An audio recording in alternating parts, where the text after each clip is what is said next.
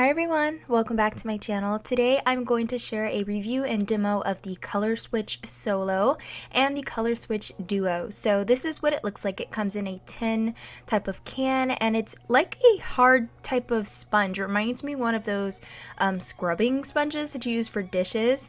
So that's the Solo and this is the Duo. The only difference between the two is the center has this little sponge that is different texture from the black sponge that you can wet for wet eyeshadow application. So I'm going to demonstrate with two different color shadows, a black and a vibrant red. I've only seen black with these demos, so I wanted to see if a super bright color would work. And I'm taking a white brush so that way you guys can see that the brush is saturated with color. And I really am going in and buffing that color into my arm. It's not as vibrant on camera because it does wash the color out with the lighting, but I am going ham with this shadow. If you guys saw it in real life, you would think I'm crazy. So that's what the brush looks like, and I'm going to work on the Solo first.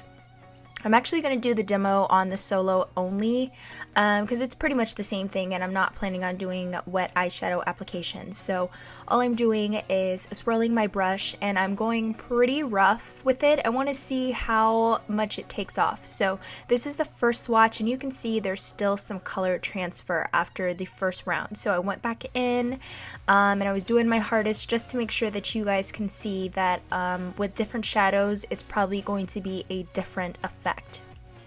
Now I'm going to take that same brush and dip it into some black shadow and buff it into my arm like it did the red one.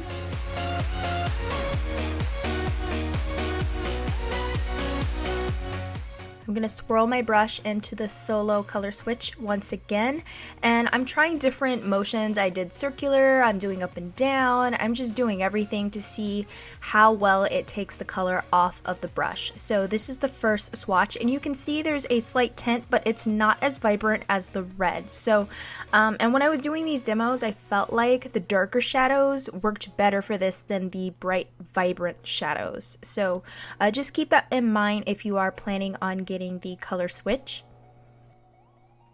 Now I did want to go in with a different brush and a different shadow to share a different color because I did go from one extreme to the other. So I'm trying a neutral color. This is Cocoabear from Makeup Geek on a different brush.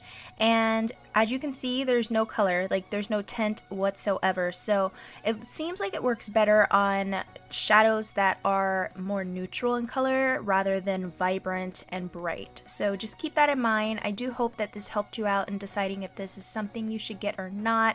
And yeah, so thank you guys so much for watching. Please make sure that you subscribe, give this video a thumbs up if you enjoyed the review, and I'll see you guys in my next video. Love you!